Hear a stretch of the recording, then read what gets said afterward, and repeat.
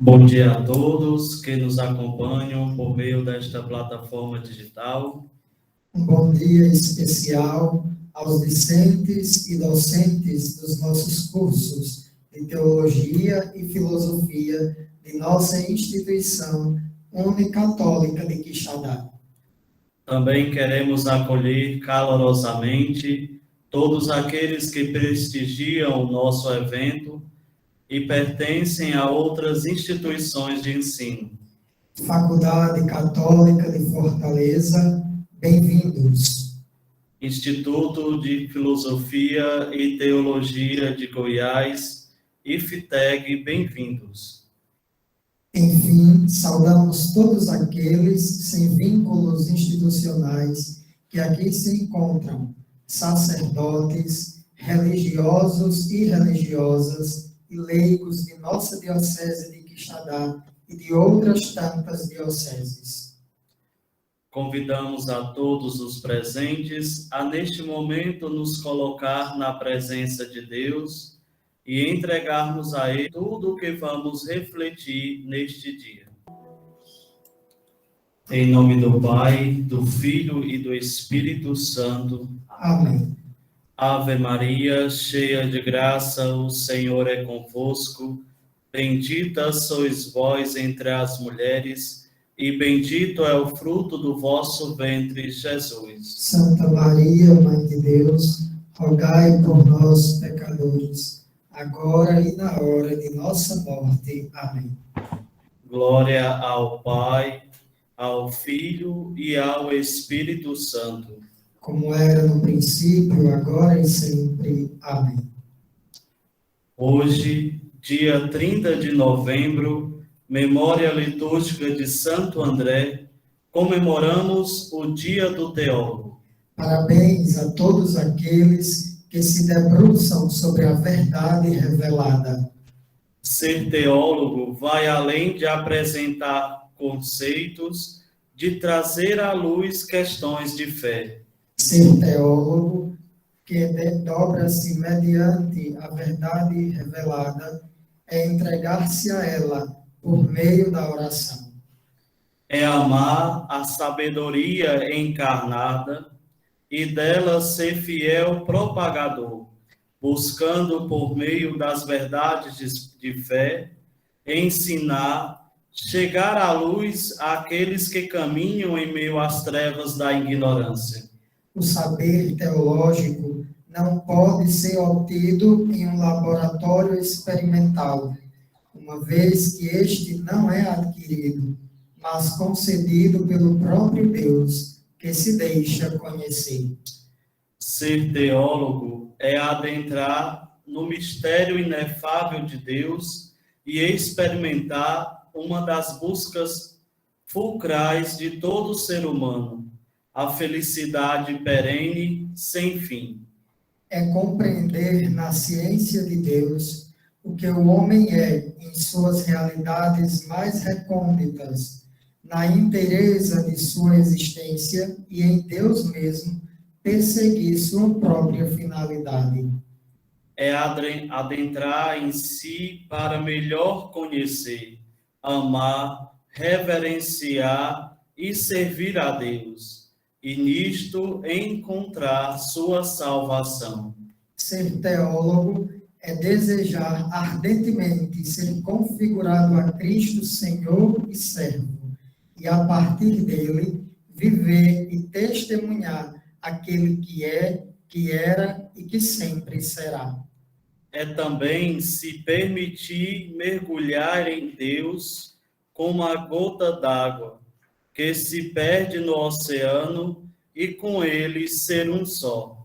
É ser candeeiro que porta a luz sem ocaso e gerar luminosidade onde as trevas da ignorância e do erro persistem em permanecer. Ser teólogo é ser uma só coisa com Deus, ou melhor, é querer apenas o que Deus quer. O coração de um teólogo precisa repousar na eternidade do Deus Trino. Pois a autêntica e saudável teologia deve proceder não de nossos deuses falsos, nosso orgulho ou ambições, mas da relação com o Senhor. Provamos da graça dessa relação quando, reconhecendo com fé o que o Pai realizou no Filho por meio do Espírito para a restauração de tudo, recebemos um novo coração. Nascemos de novo. Fazer teologia requer coração renascido, transformado. Senhor, toma minha vida nova, antes que a espera desgaste anos em mim. Estou disposto ao que queiras, não importa o que seja, tu chamas-me a seguir. Leva-me aonde os homens necessitem tua palavra, necessitem de força de viver. Onde falte a esperança, onde tudo seja triste, simplesmente por não saber de ti. Te dou meu coração sincero para gritar sem medo, formoso é teu amor. E assim eu partirei cantando, por terras anunciando tua beleza, Senhor.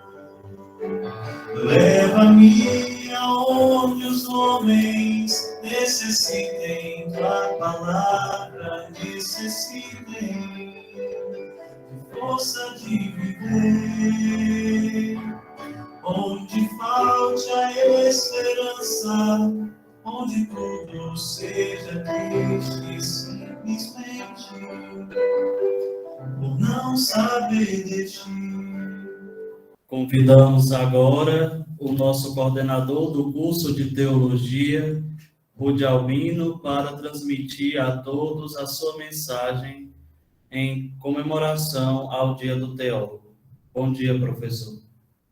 Meus amigos, meus queridos, é uma alegria estar com vocês virtualmente, mas muito afetivamente neste Dia do Teólogo, e saber que este evento acontece por iniciativa de vocês. De tudo que a gente faz no curso, o que mais me alegra é quando algo acontece por idealização, por promoção de vocês, porque os professores são mediadores de um encontro entre vocês e esse conteúdo riquíssimo da tradição teológica. Esse é o nosso objetivo, não queremos outra coisa. Mas, para não me alongar mais, eu só quero trazer à luz uma reflexão para vocês, né? Nesta manhã. Ser teólogo é exercer a diaconia do mistério. É o que tentamos ensinar na Unicatólica. Aqui tentamos aprender a reverência, a adoração, o estupor frente a um Deus que se dá a conhecer e ainda assim escapa dos nossos esquemas redutores. Aqui buscamos entender que em primeiro plano não está a nossa erudição ou nosso orgulho intelectual. Está aquele que sempre se apressa em ser o primeiro, aquele que falou aos homens e que quer ser perpetuamente escutado. Pois o objetivo último da revelação, como nos ensina Dei Verbum, é a comunhão, a participação na vida divina, a amizade com Deus. Assim nos ensina a carta encíclica Lumen Fidei do Papa Francisco. A teologia não é apenas palavras sobre Deus, mas, antes de tudo, acolhimento e busca de uma compreensão mais profunda da palavra que Deus nos dirige, palavra que Deus pronuncia sobre si mesmo, porque é um diálogo eterno de comunhão, no âmbito do qual é admitido o homem. Assim, é própria da teologia a humildade, que se deixa tocar por Deus, reconhece os seus limites face ao mistério e se encoraja a explorar, com a disciplina própria da razão, as riquezas insondáveis desse mistério. O nosso desejo, o desejo do curso de teologia, é que nós, leigos, seminaristas, religiosos, padres, nunca nos cansemos de tentar explorar todas essas riquezas. Grande abraço, feliz Dia do Teólogo a todos. Obrigado, professor, pelas solenes palavras.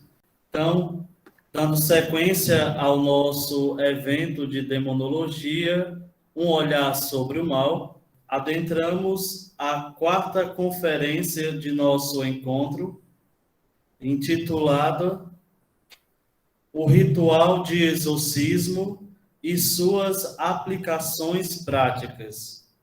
O nosso conferencista de hoje é o Padre Felinto Brito.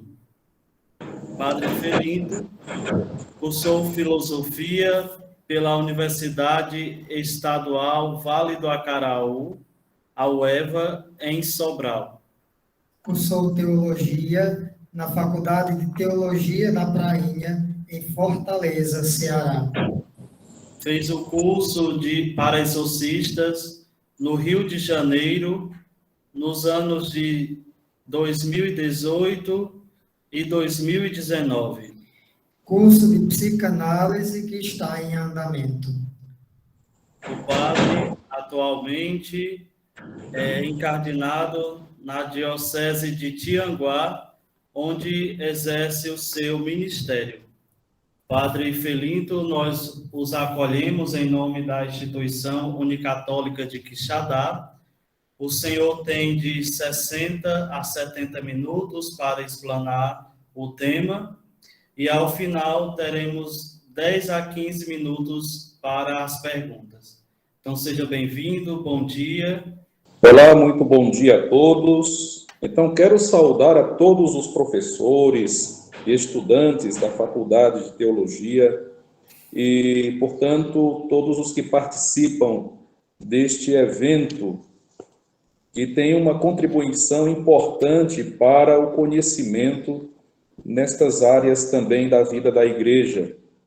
Afinal de contas, é preciso que exploremos mais esses temas para que nós tenhamos, digamos, um entendimento sólido, concreto, maduro sobre estas realidades, pondo de lado, às vezes, muitas situações imaginárias e, às vezes, também fantasiosas sobre o que seja a realidade do exorcismo na vida da Igreja, né?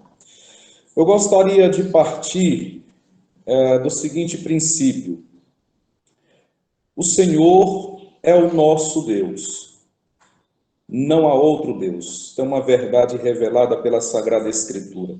E eu sei que todos sabemos disso, e eu falo desta realidade porque, às vezes, quando tratamos destas realidades de possessões diabólicas, manifestações extraordinárias do demônio, às vezes se tem muito medo das ações demoníacas, como que o demônio tivesse um poder que ele não tem.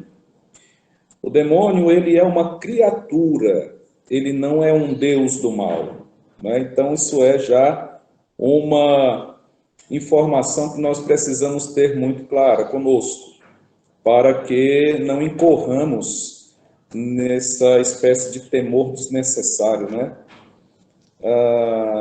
Não se deve ter medo do demônio, nós temos que ter cuidado com ele, porque, como ensina o catecismo da Igreja Católica, ele não é um símbolo, não é uma ideia, não é um mero conceito, digamos assim, uma criatura criada pelo intelecto para representar o mal, né? Ele se trata de um ser angélico, decaído da graça de Deus por desobediência própria.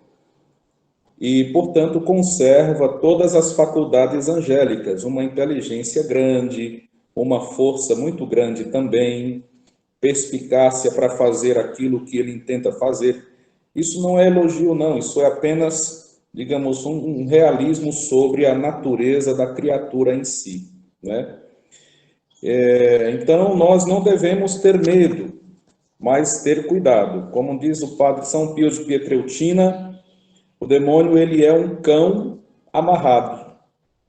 Morde se alguém for para perto dele, né?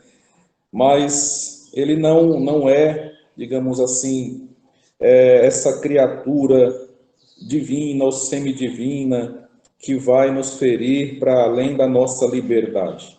Há pessoas que podem pensar assim, não, mas isso é um perigo até a gente falar, porque pode acontecer alguma coisa com a gente aqui, não é? Não, não vai acontecer, não, porque Deus que é Deus, o nosso Senhor, aquele que nos criou livres, não interfere na nossa liberdade, o demônio muito menos.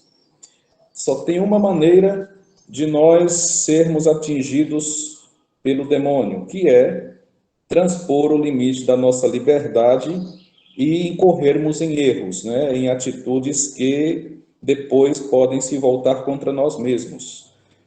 Então, o mal, ele instrumentaliza tudo isso para nos atingir. Ele é um espírito, como tal, para agir, ele precisa de instrumentos concretos, precisa de pessoas, precisa de fraquezas humanas para poder agir na vida do ser humano contra o ser humano. Não podendo agir diretamente contra Deus, nosso Senhor, porque Deus é Deus, né? E quem pode, como diz o povo humilde, quem pode como Deus, né? Quem pode mais do que Deus? Ninguém, nem mais nem igual a Deus. Como diz o nome de São Miguel, quem como Deus? Ninguém. Não podendo combater diretamente contra Deus nosso Senhor, então ele trava desde o começo uma grande batalha contra nós, os filhos de Deus, para tentar nos levar ao pecado e à perdição. Mas é preciso ter essa consciência. O ser humano só tem uma forma de passar para o domínio do mal, que é pecando. É através do pecado que acontece, digamos, esse alcance do mal na vida do ser humano. Então, há quem pergunte, mas padre, e quanto às pessoas que não fazem coisas erradas, é claro, não andam se aproximando do demônio, não andam em ambientes de ocultismo, e, no entanto, elas sofrem de obsessões diabólicas, sofrem de possessões. Como explicar isso? Essa pergunta também foi feita lá no Rio de Janeiro, lá no Sumaré, foi onde aconteceu a formação para nós, quando estávamos nos preparando para o Ministério do Exorcismo. E a resposta que os assessores nos deram foi esta, de que a única maneira plausível de compreender por que é que uma pessoa de bem às vezes sofre de possessão ou obsessão diabólica é que isso é uma prova. Deus permite que a pessoa atravesse esta fase para daí extrair um bem maior para a salvação dessa pessoa. Isso é a resposta, digamos, mais razoável e compreensível sobre essas realidades. E, de fato, nós, quando vamos refletir sobre esse tipo de acontecimento, nós entendemos muito por esse lado mesmo, né? Como que alguém que não se envolve com ocultismo, às vezes padece desse tipo de sofrimento. Mas Deus, na sua infinita sabedoria, sabe por onde nos conduz e sabe o bem que Ele pode extrair de tudo aquilo que nós passamos para o nosso próprio benefício. Em relação ao exorcista, ele precisa, de fato, ter uma preparação apropriada para lidar com essas realidades, né? Para além de ser um sacerdote, e na Igreja Católica Aqueles que exercem o ministério do exorcismo devem ser sacerdotes, e devem ser sacerdotes que recebem uma delegação do bispo, né, que pode ser verbal, mas é muito mais interessante que seja por escrito, uma provisão, para poder realizar a oração solene do exorcismo sobre pessoas possessas. Agora, a preparação, ela também consiste em estudar a teologia acerca da realidade dos demônios, no caso a demonologia, e estudar um pouco também de psicologia para compreender certas atitudes das pessoas, não é, certos fenômenos que podem ser psíquicos também, de maneira a ter íntegro o seu discernimento sobre o caso que ele está atendendo, tá? Porque, é claro, nem tudo é espiritual e nem tudo é psicológico. E o exorcista é aquele que tem a autoridade para discernir de que natureza é o problema que está na pessoa que se apresentou a ele queixando-se de alguma manifestação maligna, né? É por isso que é preciso ter uma preparação apropriada para isto. Nós tivemos no Rio de Janeiro a formação dada por um sacerdote aqui do Brasil e um outro sacerdote que veio da Itália. Eles nos deram as diretrizes para uma correta prática do exorcismo à luz dos rituais vigentes. Isso aqui é um documento que eles passaram para a gente, né? Um documento até denso. É um esboço, eles ainda nos deram em fase de teste, de experimento, mas já praticamente se consolidou, porque pouca coisa foi alterada. Apenas questão de texto, para que ficasse mais claro. E eles nos esclareceram muitas coisas acerca das pessoas que se apresentam queixando-se de interferência do demônio na vida delas. Por isso que digo, é preciso preparar-se e preparar-se bem para poder lidar de forma efetiva com essas questões, né? Na diocese, o bispo diocesano é o exorcista legítimo, certo? Agora, os bispos também não têm tempo para lidar com esse tipo de atendimento, eles estão cuidando da diocese. E, por isso, eles delegam esta função para aqueles sacerdotes que tenham, digamos, esta inclinação para esse ministério. Que sejam padres de espiritualidade, de uma conduta íntegra, que sejam sacerdotes, de fato, abertos a este ministério, que nem todos querem também, né? A gente sabe disso. Muitas vezes essa rejeição ao ministério do exorcismo é causada por um certo medo de se envolver com essas coisas. Em geral, muitos têm medo do demônio se voltar contra si, e por isso muitas vezes preferem ficar por longe, né? Não se envolver. Mas, assim, nós, sacerdotes exorcistas, também temos, com muita clareza, esse entendimento. Isso foi dito também na nossa formação lá no Rio de Janeiro. Quando nós nos colocamos a celebrar a oração solene do exorcismo, nós não estamos realizando uma oração por conta própria, ou como que fosse uma iniciativa isolada, solitária do padre que está realizando aquela oração. Na verdade, quando nós nos colocamos a realizar o exorcismo, toda a igreja está conosco, certo? Quem reza é a igreja. O padre, ele está sendo apenas um ministro, um instrumento da realização desta oração. Mas quem está rezando é toda a Igreja Católica Apostólica Romana. É por isso que o exorcismo ele tem uma força muito grande. Porque imagine só, a comunhão católica toda, o Papa, os bispos, os sacerdotes, religiosos e religiosas, leigos e leigas, todo o povo de Deus ali, rezando através daquele sacerdote contra as ações do mal. Então tem uma eficácia muito grande. Também, é claro, como disse um dos nossos assessores naquela época da formação, exorcista que não reza não funciona, e não funciona mesmo. Por isso é preciso que o sacerdote exorcista, ele tenha uma vida de oração, reze a sua liturgia das horas fielmente, tenha a Santa Missa diária, reze o Santo Terço de Nossa Senhora, possa também invocar sempre a São Miguel Arcanjo. É verdade também que contra nós, sacerdotes exorcistas, muitas vezes se levantam situações assim que nós entendemos que são pequenas intimidações do demônio, né? Para ver se nós nos cansamos, se nós ficamos assim amedrontados, acuados. Mas quem não passa por tribulações? Quem não passa por desafios na vida, né? Então, Deus é maior, Deus está conosco e nós vamos para frente, tá? Caminhando com fé e realizando a missão que Deus nos deu.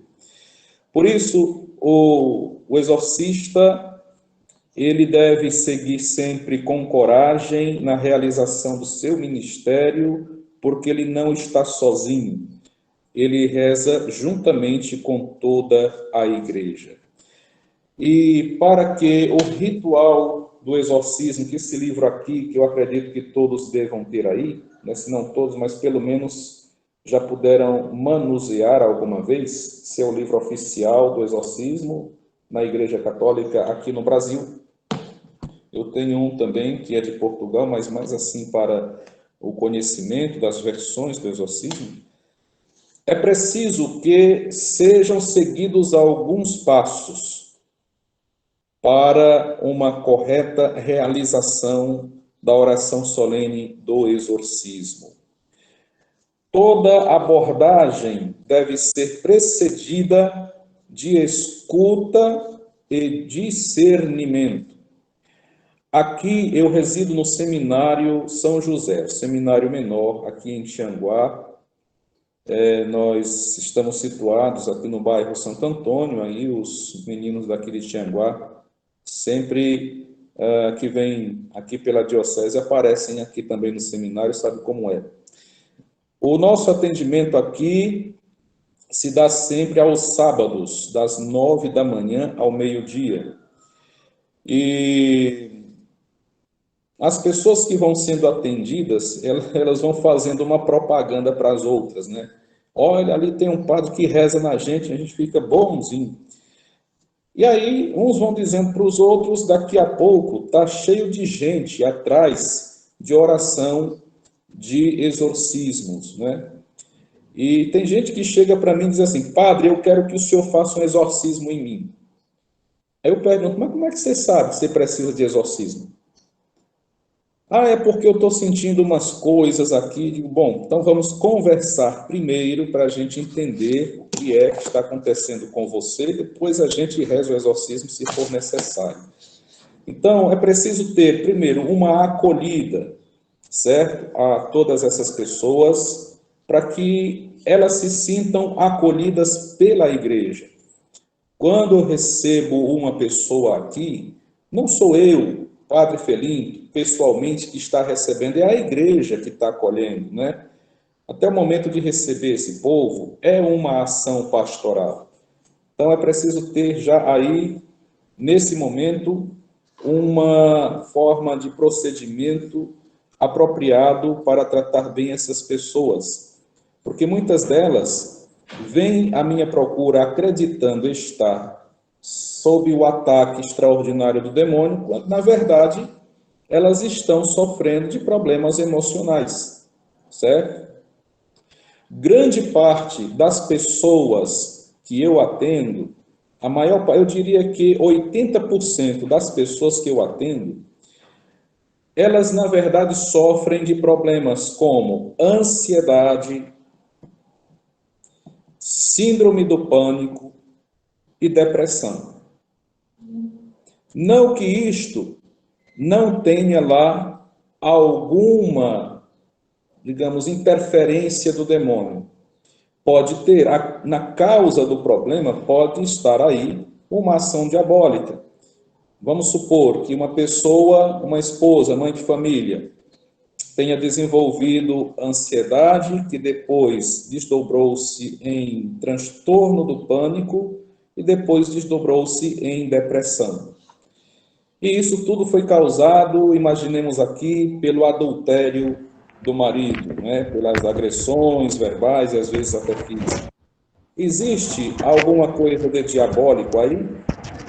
Existe enquanto tentação a que o sujeito acabou se expondo e consentindo em praticar, mas não propriamente como uma possessão. A pessoa está manifestando sintomas de um problema psíquico sério e precisa de um tratamento apropriado para isso, né? Mas muita gente vem em busca de um atendimento espiritual, pedindo até um exorcismo, porque elas vêm padecendo dos sintomas da ansiedade, que são taquicardia, sensação de sufocamento, tonturas, medo iminente da morte, estão tranquilas aqui, de repente vem um pavor que elas não sabem de onde e nem explicar por que estão sofrendo isso. E por causa do nosso universo religioso, muitas vezes mesclado por segmentos religiosos diversos, nós somos católicos, mas nós sabemos que no meio do nosso povo tem muita gente que frequenta o ocultismo e acaba acreditando que, para além das reais ações malignas, né, muitos sintomas que apresentam e dos quais padecem se tratam também, na cabeça delas, de ataques espirituais. Por isso que vem atrás do padre exorcista, né? E aí, na escuta, eu vou anotando tudo que elas vão dizendo e vou fazendo o meu discernimento. Uma vez, eu fui chamado para atender uma moça lá em Chaval. Chaval é minha terra, certo? Meus pais residem lá. E na cidade vizinha, cidade de Barroquinha, tem uma moça que, quando tem adoração, que ela vai, em determinado momento, ela grita, cai no chão e fica com aquele barulho todo, se contorcendo toda. Comportamento característico de quem está sob uma possessão diabólica. E então, eu estava na minha terra, passando uns dias, assim, de descanso, e as pessoas souberam que eu estava em casa e foram lá, disse: olha, padre, a gente queria que o senhor atendesse a fulano de tal, que ela está assim, assim, assim. Digo: tá bom, então diga a ela que vá para a igreja matriz, igreja de Santo Antônio. E aí eu cheguei na igreja matriz e estava ela lá, ao lado do presbitério, a outra mulher que foi com ela estava na sacristia, havia o sacristão também e eu, apenas 4 pessoas. E aí eu disse à moça: olha, fique lá com a sua amiga que eu vou atendê-la. E eu disse ao sacristão: ei, rapaz, vem cá. Pegue uma bacia com um pouco de água e um ramo, por favor. Mas eu quero que você seja testemunha de uma coisa. Eu não vou benzer esta água ainda, tá bom? Tá certo, padre. Então ele encheu o recipiente de água e nós fomos lá. Aí a moça estava lá e quando ela me viu, aí começou aquelas coisas todas e se arrastava e falava do inferno e que ele queria a alma dela e aquela coisa toda, né? Aí eu comecei a fazer algumas orações. Não era a oração do exorcismo, né? Era mais um teste que eu estava fazendo para discernir de que natureza seria aquele problema. Aí eu disse: agora eu vou aspergir água benta sobre você. Peguei a água, aspergi, não era água benta. Disse: que o poder da água benta liberte esta moça desse espírito maligno. Quando eu joguei a água sobre ela, Então ela se contorceu e gritou e fez todo aquele escândalo, como que a água tivesse causando um grande tormento. Mas, minha gente, a água não estava benta. Então isso aí já serviu de indício de que aquele problema não era tão espiritual como se dizia. Depois, como nos ensinaram no curso no Rio de Janeiro, nós devemos dar ordens tácitas ao demônio, e isso de forma silenciosa, mental, porque é assim, não precisa você falar nada, mas olhando para o possesso, no seu pensamento, dê ordens. Em nome de nosso Senhor Jesus Cristo e na autoridade do seu poderoso nome, eu te ordeno, sai dessa pessoa agora. Digamos que seja esse o modo de se dizer, mas por pensamento. É interessante como, em se tratando de um caso real de possessão, o demônio ele obedece, entendeu? Não é necessário a gente falar, mas basta pensar, dando uma ordem contra ele, que ele reage. Nós perguntamos ao padre assessor como é isto, de que forma é que isso se dá, porque ninguém fala para nós nos comunicarmos, nós precisamos falar, ou escrever, ou demonstrar por algum sinal a significação da nossa mensagem. Mas no caso em que estou me referindo, basta dar uma ordem por pensamento que ele reage. E o assessor nos disse, na minha forma de interpretar, isso acontece porque Deus permite que ele receba a ordem vinda do exorcista. E ele reage, ele tem que obedecer, porque Deus é maior.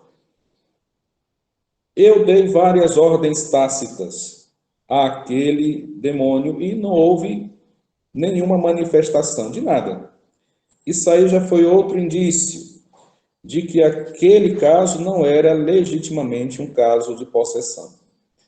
Depois, comecei a fazer algumas perguntas em outros idiomas, né? Eu perguntei, quis out Deus? Quem como Deus? Perguntei várias vezes, em latim. Perguntei, who like God? Em inglês. Perguntei, chi come Dio parla? Adesso eu voglio sapere da te. Chi come Dio? Nada. Não saiu nada. Ela ficou olhando para mim e disse, o que é isso aí? Digo, você não sabe? Pois para ser um demônio está muito fraquinho. Aí eu fui conversar com a moça que a acompanhava e disse, vem cá minha filha, o que foi que aconteceu com essa menina que ela está desse jeito? Não, padre, ela respondeu. O que aconteceu com ela foi o seguinte, o marido dela foi-se embora para o Rio de Janeiro. E quando chegou lá, ele arrumou uma amante. Ele envolveu-se com uma mulher e ficou tendo um caso com ela. Ela soube e foi atrás. Quando chegou lá, houve uma confusão muito grande. O marido não a quis mais e a amante dele colocou essa coitada para correr. Ela veio fugida do Rio de Janeiro, praticamente. E a amante disse que ia jogar uma macumba nela. Veja bem. Quando ela chegou em Barroquinha, ainda teve o infortúnio do pai dela falecer. Então, isso foi um peso psicológico, emocional muito grande para ela, sabe? Foi um desgaste emocional intenso. E aí aconteceu um mecanismo de defesa psicológico chamado transtorno de personalidade dissociativa. O que é isso? É quando a mente não suporta a dor de determinado evento e para não se desgastar com essa dor, a mente desenvolve uma segunda personalidade e migra para ela. E na cabeça dessa pessoa, daquela mulher lá, de Barroquinha, essa segunda personalidade seria o demônio, já que a amante do marido a ameaçou de jogar uma bruxaria em cima dela. Daí, portanto, ela está com o demônio, né? Mas feitos todos esses testes, o diagnóstico que eu tive foi de que ela não estava com uma ação extraordinária do maligno, mas com um problema psiquiátrico muito sério. Então, ela precisava, na verdade, era de um atendimento de um profissional da área. E eu disse à moça que a acompanhava, minha filha, olha, essa moça, ela precisa de um tratamento psiquiátrico. Primeiro, psiquiátrico porque ela vai receber aí um tratamento medicamentoso para poder tranquilizar, acalmar, né, desacelerar o pensamento. E, portanto, os sentimentos dela, as emoções que estão muito intensas. Segundo, ela vai para as mãos de um psicólogo, para que com técnicas de superação da dor e de aceitação do fato de que ela não tem mais o marido, de que o pai morreu, ela possa conviver com esta realidade sem que isto represente mais uma dor, a ponto dela ter esse tipo de manifestação psicológica, né? Então, assim, eu como padre vou rezar pela saúde dela, pedir a Nosso Senhor que ela fique bem, e com a graça de Deus, ela com o tempo há de ficar curada desse problema, mas não é o caso de ser tratada por um exorcista, né? Por isso que eu digo, o padre exorcista, antes de rezar a oração solene do exorcismo, ele deve fazer toda essa abordagem, em se tratando de problema psicológico, que, claro, seja feita uma oração para tranquilizar a pessoa, pedindo a Deus saúde para ela, mas seja indicado um profissional da área. Isso é um gesto, inclusive, de caridade da nossa parte, tá bom?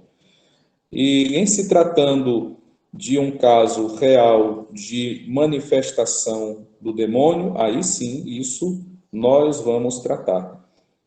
E aí onde vai entrar a oração do exorcismo. Eu particularmente vejo como necessária em todas as dioceses, a nossa, a de vocês aí também, e eu vejo assim que no Brasil inteiro deveria existir uma comissão de pessoas como psicólogo, neurologistas, padres, né, que possam receber essas pessoas e fazer, portanto, toda uma triagem, uma escuta, para poder ir filtrando um pouco esses casos, porque, assim, para nós se torna muito sobrecarregado. Aqui, só para vocês terem uma ideia, eu tenho mais de 500 mensagens não lidas no WhatsApp. Esse meu número aqui, todo mundo já tem. Então, não adianta nem dizer assim, não dei meu número para ninguém não, porque já todo mundo tem. Então, eu tenho mais de 500 mensagens não lidas do povo atrás de atendimento, mas humanamente falando, eu não tenho condições de atender todo esse povo. E não é só daqui de Tianguá, não, da diocese. É de outras dioceses também. Então, é preciso ter, em cada diocese, eu vejo assim, uma comissão que receba essas pessoas, que faça toda essa triagem, esse discernimento, e mande para nós, os exorcistas, somente aqueles casos reais, para a gente até ter mais tempo e mais eficiência no trabalho que a gente faz, certo? Em se tratando de um caso real de manifestação do demônio, aí vamos ver de que tipo é esse caso, certo? Porque as ações ordinárias do demônio são as tentações, certo?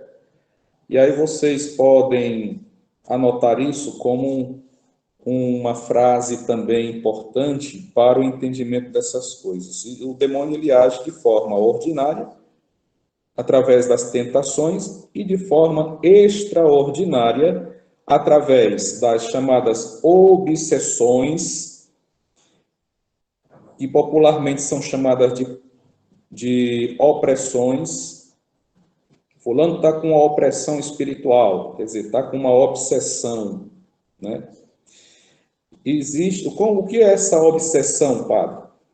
Imagine aí a seguinte situação: uma pessoa que já está muito nervosa, já está à flor da pele, estressada com tudo enquanto. Ela vai para casa depois de um dia cansativo de trabalho. Então ela pega um ônibus e ali naquela condução ela é muito lotada, aquela condução, fica aquele monte de gente espremendo essa coitada ali dentro. E o ônibus balançando, e o povo lá apertando, e ela já está assim super nervosa, a flor da pele está para explodir. Imagine, dentro daquela realidade ali, ela está no limite. Então chega uma hora que ela não aguenta mais e ela grita. Ela bota para fora tudo o que ela está sentindo. Em geral, isso é o que se chama de obsessão. É quando o demônio ele não age de forma a dominar o corpo da pessoa, mas causa esse tipo de desgaste na vida da pessoa, né? Ele age de forma periférica, causando várias situações para oprimir a pessoa. Existem as vexações diabólicas também, que são agressões físicas. Os santos, por exemplo, Santo Antão do Deserto, era um místico, um eremita, que tinha também alguns momentos de ataques do demônio. Ele tinha visões de Nosso Senhor Jesus Cristo e o demônio também aparecia para ele, mas quando aparecia para agredi-lo fisicamente. E aí ele sempre que o demônio o agredia, ele chamava por Nosso Senhor Jesus Cristo, Nosso Senhor aparecia e afugentava o diabo. Mas teve uma vez que o demônio apareceu para ele e começou a agredi-lo, e ele chamou por Nosso Senhor e Nosso Senhor não apareceu. E o demônio lá, mandando ver em cima dele, e ele chamando por Nosso Senhor, e Jesus não apareceu. E aí, como narra a história dele, né? Ele irritou-se com aquilo e partiu também para cima do demônio. E o diabo desapareceu. E depois disso, Nosso Senhor surgiu na frente dele. E ele perguntou, mas por que quando eu chamei pelo Senhor, que eu estava aqui nesse aperreio, o Senhor não me apareceu e só veio agora? E Nosso Senhor respondeu para ele, disse, não, eu estava aqui o tempo todo, invisível aos teus olhos, mas estava. Agora, eu só não te apareci porque eu queria te ver lutar, entendeu? Então, certas coisas acontecem na vida da gente para nos treinar para algo muito mais sublime, digamos, mais elevado na vida, né? Nosso Senhor traz sempre um bem maior desses sofrimentos para o nosso próprio benefício. Padre Pio também sofria muito de vexações diabólicas. O demônio agredia muito a ele fisicamente. Na biografia de São Pio de Pietrelcina conta muito desses fatos. O filme dele também mostra isso, né? Agora, isso acontece também a nós pecadores. Aqui na cidade vizinha, em Viçosa do Ceará, eu fui chamado para atender um caso numa residência. O rapaz que mora lá, ele foi para o quarto dele, ali depois do almoço, para uma cesta e tal. E depois que fechou a porta, quando ia se deitar, recebeu uma mãozada nas costas, né? Alguém deu-lhe um tapa tão forte que ficou impressa a marca da mão de alguém nas costas dele. Ele tomou um susto muito grande, saiu rápido dali porque não viu ninguém, e chamou logo os outros e foram lá procurar. Não tinha ninguém dentro do quarto além dele, mas ficou a marca da mão da pessoa nas costas do rapaz, aquela mancha vermelha, né? E aí eu fui chamado lá para abençoar a casa, fazer uma oração também de exorcismo, porque se faz exorcismo também sobre locais, né? Então isso aí é um caso típico de vexação, de agressão física. Existe o que se chama de infestação diabólica, que é outra ação, digamos, extraordinária do demônio, que é quando os demônios eles passam a habitar ambientes ou objetos, né? Em São Benedito teve o caso, esse caso eu não atendi, eu apenas tive notícias dele, de uma casa em que as coisas todas estavam sendo jogadas longe, objetos que estavam em cima das mesas caíam pelo chão, as gavetas abriam e fechavam com muita rapidez, portas também, quer dizer, foi um negócio assim medonho, sabe? Nós temos aqui o Genilson está interagindo conosco também, foi testemunho disso, não é, Genilson? Então, foi uma equipe do Santuário de Fátima lá para fazer uma oração, e depois, quando eles começaram a rezar, então aí foi que piorou a coisa. Parece que a turma que estava aterrorizando aquela casa não gostou nem um pouco e começou a tornar a situação bem mais, digamos, intensa, né? As coisas voando longe, portas batendo com mais violência, mas depois disso passou. Claro que uma das características da infestação é que os demônios, quando eles passam a tomar de conta de um lugar ou de algum objeto, eles têm uma certa resistência em deixar. Parece que eles fazem questão de estar tomando posse daquele lugar para eles, ou daquele objeto. Mas a graça de Deus é muito maior e pode libertar também os objetos e os ambientes da infestação diabólica. E existem, enfim, as possessões, que aí são casos bem duros mesmo de se lidar, certo? É claro que existem casos que, dependendo também dos demônios que estão agindo, tem caso que se resolve facilmente, com uma sessão apenas de exorcismo já acaba. Mas tem outros que são bem difíceis, é uma batalha grande mesmo. Eu fui atender aqui uma pessoa, olhe, minha gente, o possesso disse tanta coisa ruim, tanto palavrão comigo, sabe? Foi assim uma ofensa atrás da outra. Para começo de história, quando eu cheguei na casa da família, ele passou por trás com a cara mais feia que tinha, achando ruim que eu estivesse ali, e depois fui perguntar para a mãe dele, o rapaz que estava sob a possessão, o que é que esse intrometido quer aqui? Desse jeito, e com uma raiva muito grande. E aí eu pedi que levassem o rapaz para a igreja, e eu fui lá, e lá nós fizemos a oração, mas olha, a zanga da criatura foi grande. Disse tanto palavrão comigo, mas ninguém liga para as besteiras que ele fala, não, sabe? Isso ali é para intimidar a gente. O fato é que a possessão, ela é um fenômeno em que o demônio, ele toma posse do corpo da pessoa, mas não da alma dela, certo? Ele quer instrumentalizar o corpo da pessoa para causar transtornos, para perturbar. E aí, dependendo do caso, há casos em que com uma sessão se resolve e há casos que necessitam de várias sessões de exorcismo para que a pessoa seja liberada da possessão maligna. A demanda, minha gente, é muito grande. Eu atendi já casos de possessão e fiz a oração solene do exorcismo. O exorcismo, ele tem aqui várias fórmulas de oração. Dependendo do caso, o padre pode utilizar um ou outro formulário, né?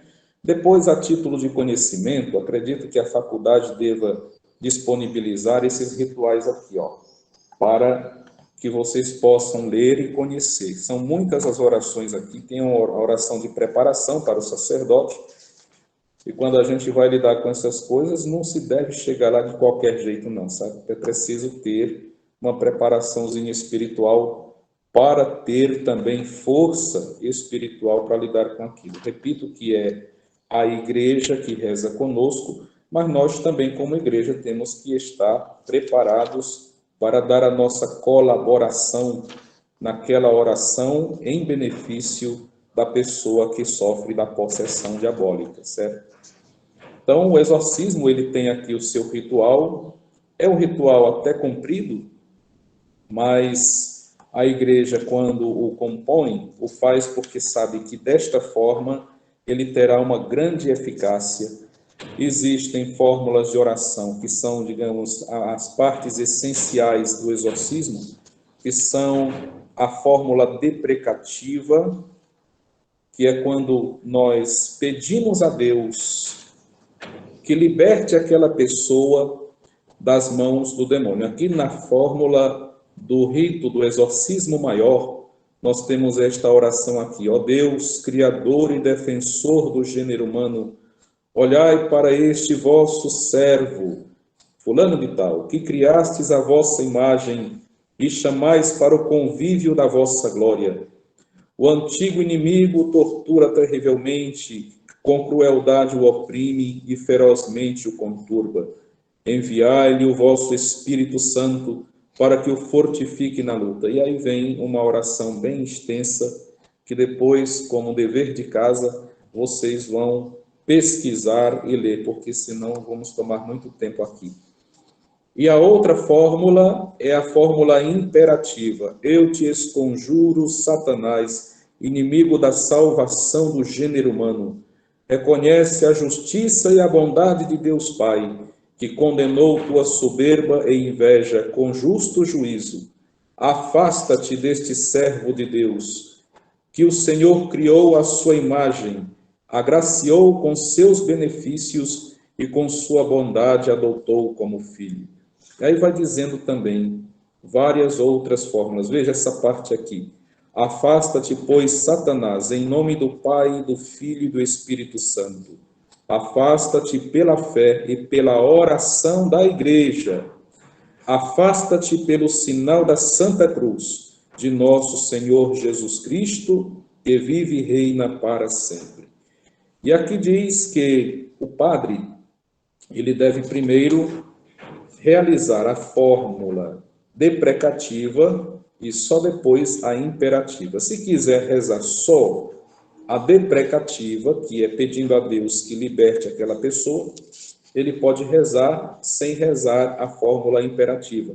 Mas não se use a fórmula imperativa sem antes pedir a Deus a libertação daquela pessoa, certo?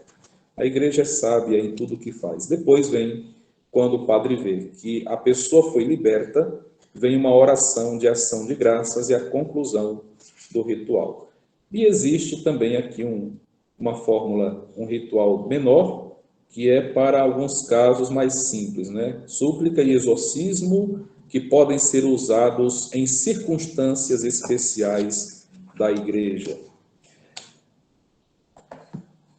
Como eu falei há pouco tempo atrás, somente o padre exorcista deve fazer estas orações solenes. Nenhuma outra pessoa na igreja, por mais santa que seja, ela não deve utilizar esses formulários.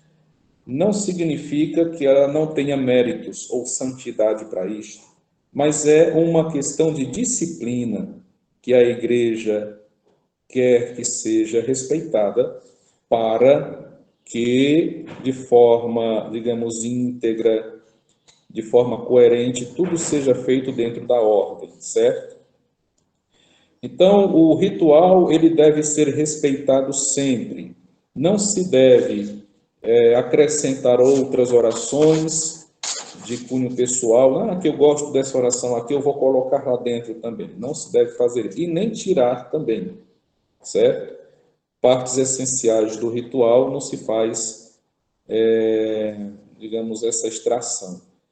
O ritual tem que ser rezado porque é a oração oficial e solene da igreja e a igreja toda rezando. Então, o padre exorcista, ele não é dono do ritual, ele é ministro apenas e deve rezá-lo como ele está disposto aqui. Então, nós precisamos de mais exorcistas, viu? Os senhores, por favor, que estão em preparação para o sacerdócio, e que tem aptidão para este ministério, faça a bondade de se preparar intelectual e espiritualmente, porque a demanda é muito grande, muito grande. Como eu falei, há pessoas que vêm com problemas também emocionais, a gente deve acolher, ouvir. Teve um caso de uma pessoa que veio aqui, que ela, na cabeça dela, estava possessa porque estava sentindo isso e aquilo. Aí, eu sei que eu tentava falar, mas a pessoa não deixava. Ela falou, e quando viu que já estava bom, parou, disse, pronto, então, eu oriento você que faça isso, assim, assim, assim, assim. E despachei a pessoa, né? Quer dizer, para ela ali, o momento, ela só queria desabafar, queria colocar para fora o que a angustiava. Isso também é um zelo pastoral, saber ouvir, saber direcionar. Mas, em se tratando de casos reais de ação extraordinária do demônio, nós precisamos de mais padres exorcistas para atender toda essa demanda, porque aqui na Diocese de Tianguá somos 2 os padres provisionados, é o padre Antônio Irineu, que é reitor do Santuário de Fátima, em São Benedito, e eu. Então, muita gente vai lá ao santuário, o padre atende, mas, assim, gente, nós não vivemos só do exorcismo, nós temos outros trabalhos pastorais também. Para você ter uma ideia, eu sou capelão aqui no Hospital São Camilo, todas as manhãs estou lá. Sou reitor do Santuário Eucarístico Diocesano, todas as tardes estou lá. E sou diretor espiritual residente aqui no Seminário São José. Então, já tem esses campos pastorais também que por si são exigentes, né? Então, precisamos de mais padres exorcistas. E uma última coisa que eu gostaria de falar, antes de abrir espaço para perguntas, é que o ritual do exorcismo, ele deve ser utilizado apenas em casos legítimos ou de diagnóstico. Como assim, padre? Diagnóstico? No caso do rito menor, né?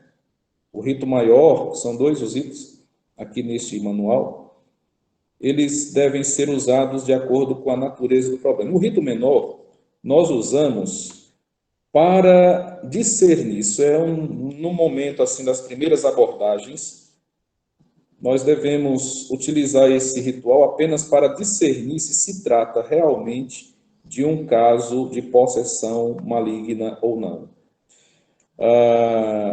Em se tratando de um caso de possessão, então nós vamos ver todos os sinais ali. Em se tratando de um problema psíquico, então a gente vai ver também no comportamento da pessoa que a oração está acontecendo, mas ela não está, na verdade, atingindo aquele problema real que a pessoa tem, que é um problema psicológico, né? Então vamos ver também isso aí. E aí, comprovado que se trata de um caso real de possessão diabólica, aí vamos poder proceder com o ritual maior, o rito do exorcismo mais extenso. E ele pode ser repetido quantas vezes forem necessárias para que a pessoa seja liberta. Padre, como é que o senhor sabe que a pessoa foi liberta? Primeiro, no momento da oração do exorcismo, acontece muita coisa. Olha, tem gente que vomita, eu atendi um rapaz aqui, e ele vomitou e deixou a capela com um cheiro horrível, né? Mas depois eu soube que é porque estava envolvido em questões de ocultismo e lá parece que consumia, né? Bebia ou comia coisas consagradas às entidades do mal. E na oração aquilo tudo veio para fora. Comidas, de muitos tempos atrás, naquela sessão de exorcismo veio tudo para fora. Estranho isso, né? Como é que acontece esse tipo de coisa. Teve uma moça que ficou rastejando também, igual uma cobra, botando a língua para fora e fazendo o mesmo ruído de uma serpente. Teve um homem que quis subir também no banco da igreja e fazer uma marmota lá. E teve também o caso de uma moça que veio de Heriutaba,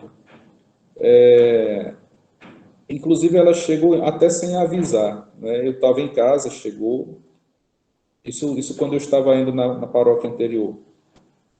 E entrou lá e disse, padre, eu preciso falar com o senhor. E o Santíssimo Sacramento estava bem do lado, na capelinha da casa paroquial. Então, ela já caiu ali perto e começou a ter manifestações. Digo, valha-me Nossa Senhora. Essas coisas aqui dentro da minha casa, nós vamos tudo para a igreja, por favor. Aí, chegando lá, foi só começar a oração.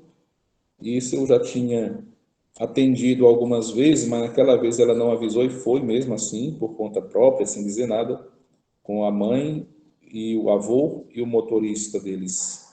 E chegando lá, começamos a oração do exorcismo menor e ela caiu no chão, começou a agredir a mãe, começou a agredir o avô.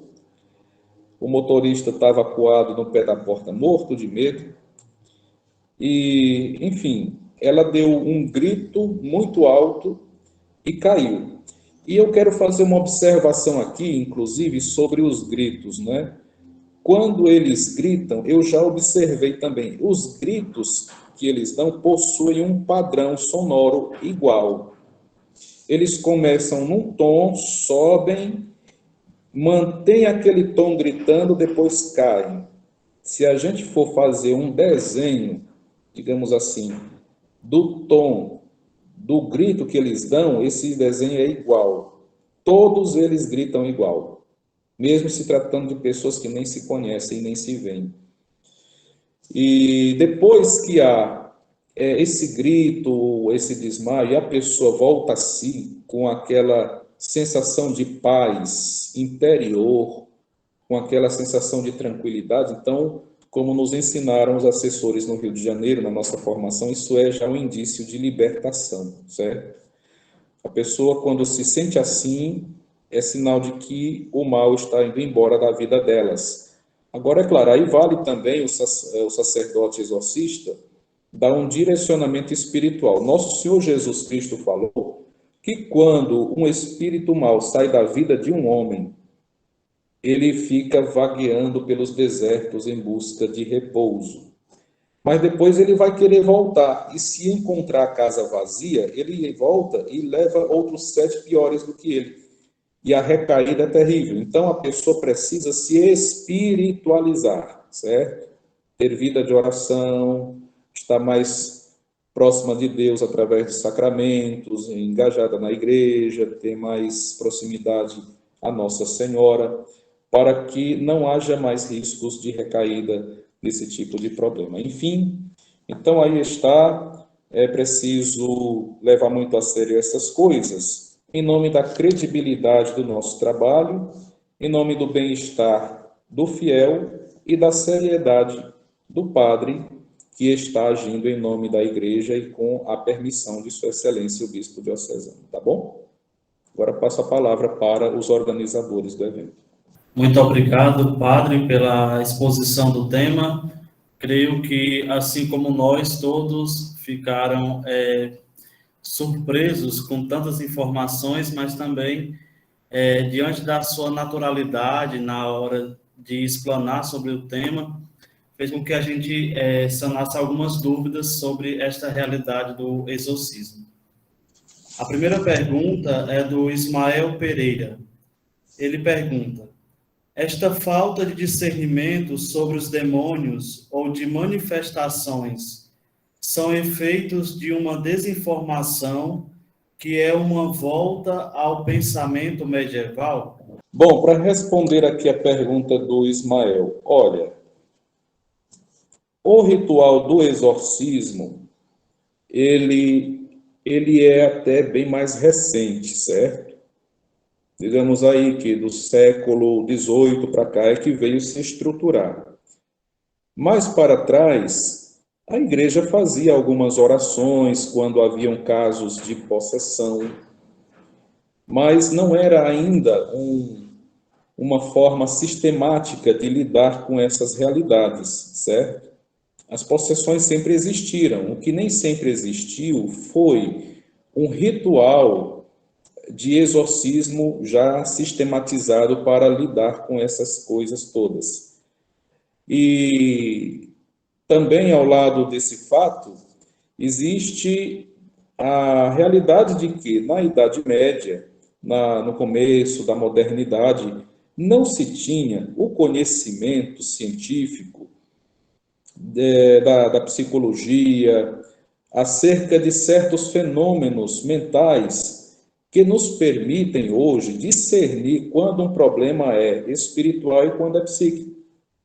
Então, naquela época, quando uma pessoa surtava, por exemplo, quando tinha uma crise histérica, está com demônio, isso é coisa maligna. Aí lá se vai rezar na pessoa.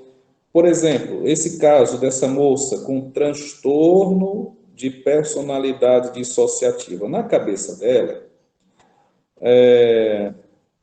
essa segunda personalidade que emergiu aí, isso é um mecanismo de defesa, certo? Da mente. Para ela não sentir a dor da perda do pai dela e da traição do marido, então ela migrou. Eu não sou mais essa pessoa, eu sou outra pessoa agora, então eu não vou sentir aquilo ali.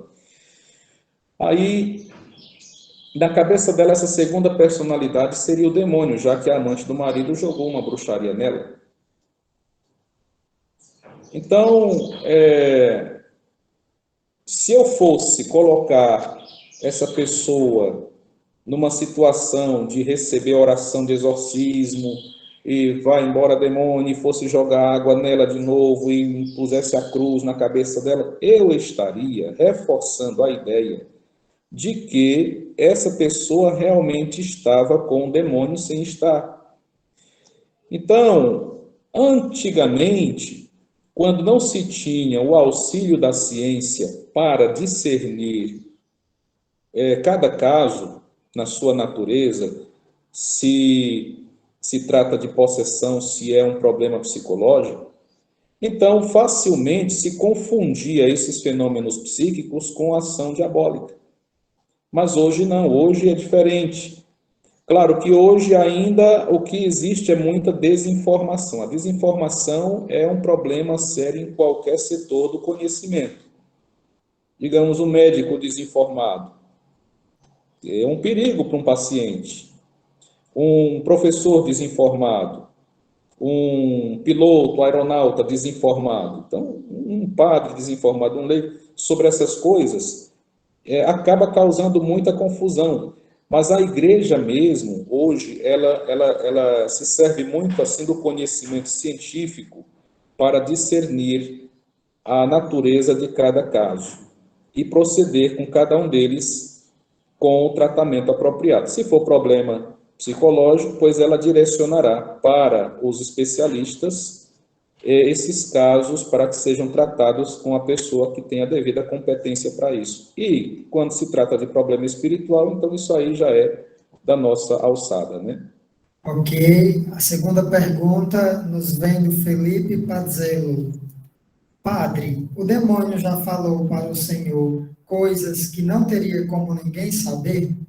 Nas sessões de exorcismo que eu já realizei, não houve, assim, nenhuma espécie de pré-cognição, né? Que é quando se sabe de coisas ou futuras ou que nós ainda vamos conhecer, né? Para mim, que ele tenha falado diretamente sobre alguma coisa que eu não soubesse, não falou, não. Mas muito palavrão ele disse, viu? E não queira saber. A próxima pergunta é do Cícero Francisco Lopes. Um pastor de igrejas protestantes tem autoridade de expulsar demônio, uma vez que se fala tanto em demônios nessas igrejas, ou essa função é restrita somente ao sacerdote católico delegado pelo bispo? Bom, aí nós temos que compreender essas coisas na seguinte ordem. Primeiro, se trata nessas igrejas protestantes de alguma manifestação diabólica, aqueles casos que a gente vê na televisão, né, um pastor expulsando o demônio, se trata de algum caso real de possessão e o pastor invoca o nome de Nosso Senhor para expulsar aquele demônio, e o demônio vai embora, Eu acredito que isto possa acontecer pelo fato do nome de nosso Senhor Jesus Cristo ter muito poder, tem muita autoridade, certo? Porque, olha, eu pelo menos, quando digo assim, em nome de nosso Senhor Jesus Cristo, basta dizer assim, já começa a acontecer um monte de coisa. Então, o nome de nosso Senhor Jesus Cristo tem muita autoridade, certo? Então, quando se invoca o nome de Jesus, mesmo que o pastor, não sei, não seja lá alguém tão dado à oração, a gente também não sabe, né? Ele pode ter a vida de oração dele também. Mas só pelo nome de nosso Senhor Jesus Cristo, já muitas coisas começam a se ajeitar, digamos. Agora, em se tratando de disciplina para lidar com estas coisas, na nossa Igreja Católica, a Igreja é muito clara. O bispo é o exorcista legítimo na sua diocese e ele pode delegar sacerdotes em quem ele confie para esta função.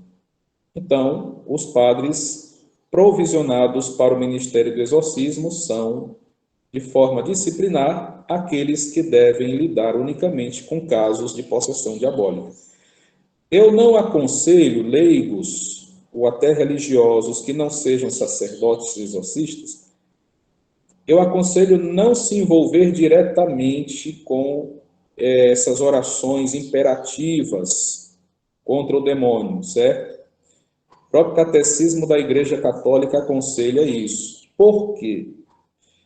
Porque o demônio pode se voltar com muita violência contra a pessoa, porque ela não está, diferentemente do padre exorcista, que quando ele reza esta oração aqui, com ele está toda a igreja rezando, né?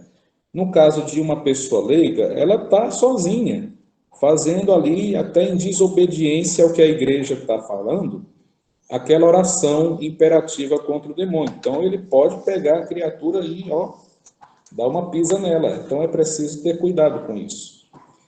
Então, assim, em relação a igrejas protestantes, eles fazem lá do jeito que eles querem, e isso aí é do universo deles, né? A gente não se envolve nessa parte, mas na nossa é assim que as coisas acontecem, tá? Temos mais uma pergunta de Renan Eduardo.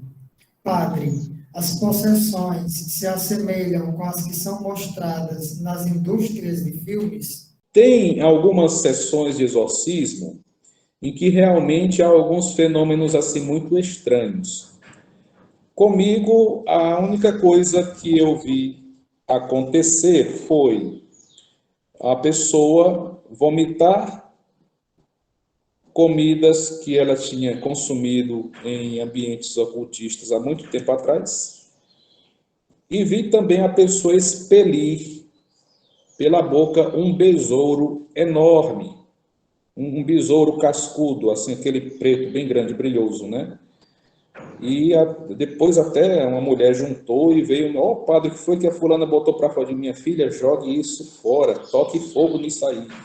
Não vai me mostrar mais. Mas assim, a mim, por exemplo, eu só vi esses dois casos assim. No mais, a pessoa ela só grita mesmo, cai, se contorce, se arrasta pelo chão. Agora, no Rio de Janeiro, os padres assessores, eles nos mostraram em alguns slides um exorcismo que aconteceu na Itália. Durante a oração de exorcismo, o possesso vomitou uma gosma verde. E aquela gosma começou a se materializar na frente de todo mundo, se transformou numa cobra jiboia, viva. E é interessante que, pelo que eu saiba, jiboia é uma cobra típica aqui da América Latina, não é? E na Europa, pelo menos, não sei se existe essa espécie. Então, aquela barba velha que o rapaz expeliu virou um bicho desse e o padre exorcista mandou matar a cobra e pisaram na cabeça dela, esmagaram, a cobra morreu, né? E a outra foi, na sessão do exorcismo, o possesso, ele expeliu um líquido preto, aquilo parecia piche, certo? E sujou a estola do padre, o rosto do possesso ficou tudo preto, a boca preta, ficou uma coisa medonha, sabe? Então, há casos em que acontecem esses fenômenos assim. Inclusive, até pediram para a gente nem fotografar, porque era uma coisa muito reservada em relação à identidade da pessoa. Detalhe, não se deve comentar a identidade das pessoas que são atendidas, para que não se cause, assim, comentários públicos sobre a pessoa que foi atendida na sessão de exorcismo. E outro detalhe também, sempre que um padre exorcista atende uma pessoa, é preciso ter ali um parente, um familiar junto para ver, porque às vezes a pessoa ela se joga no chão, ela rola para um lado e para o outro e pode se machucar naquela, ela pode bater a cabeça numa quina de uma mesa, numa cadeira e se machucar. E a família que não vê, não vai entender que isso ali foi ela que fez sozinha, vai pensar que foi a gente que agrediu a pessoa, né? Então, a nível, digamos, até de cuidado mesmo, é preciso que haja a presença de um parente na sessão do exorcismo para que veja, caso a pessoa se machuque, possa saber que foi a pessoa ali naquele momento que acabou se machucando e não foi o padre exorcista. A nossa última pergunta, meio tempo, temos que ignorar algumas perguntas. Então, a última vai ser do André Luiz Bezerra Lima. Ele pergunta: já ouvi relatos de que em casos mais graves de possessão foi necessária a atuação simultânea de 2 sacerdotes. Isso é previsto pelo ritual? Mais de um sacerdote aumenta o poder de expulsão? Bom, o ritual como, por exemplo, uma Santa Missa, né? Ele tem que ter o sacerdote que o presida. Nada impede que um outro padre esteja ali auxiliando, desde que seja também um sacerdote exorcista. Poderá ter um padre não exorcista presente? Pode, mas quem deverá rezar o rito do exorcismo é o padre exorcista, né? Repito que quando o padre exorcista, ele reza a oração solene do exorcismo, toda a igreja está com ele. Então, mesmo que haja um outro sacerdote ao lado dele ou não, ele está acompanhado de toda a igreja naquele momento, certo? A igreja toda está empreendendo orações contra o demônio, através daquele ministro ordenado e provisionado para aquele ministério. Se tiver um outro padre que possa ajudar, que, digamos, a recitar um salmo e tal, ajudar também na oração, ele também, a igreja, está rezando contra, então acaba só confirmando aquilo que já está em acontecimento, que é a oração toda em comunhão conosco naquele rito de exorcismo. Mas não é propriamente necessário que haja ali, de forma presencial, mais outro sacerdote para ajudar em se tratando de realidade espiritual, né? Porque basta mesmo um sacerdote que presida o ritual e toda a igreja estará agindo naquela oração contra o demônio. Padre Felindo, muito obrigado pela exposição, como também pelas respostas, creio que foram muito edificadoras para todos nós que escutamos. Agradecemos mais uma vez o senhor ter aceitado o nosso convite de participar do nosso simpósio.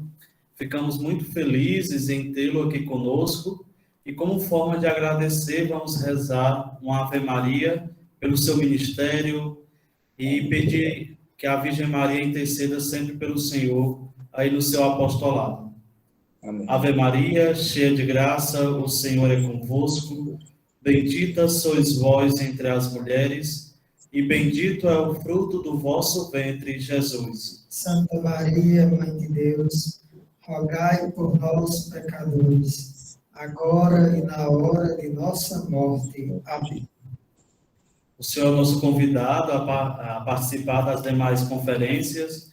Logo mais às 10 horas, a gente tem um encontro com o doutor Jair Rodrigues, do Crato, e às 20 horas com o Dom Edson, que irá encerrar o nosso simpósio. Muito obrigado a todos também pela paciência e pela interatividade. Esses assuntos, eles não se esgotam, né? A gente vai puxando uma coisa e vai aparecendo outra, mas é importante tratarmos desses assuntos para o nosso enriquecimento.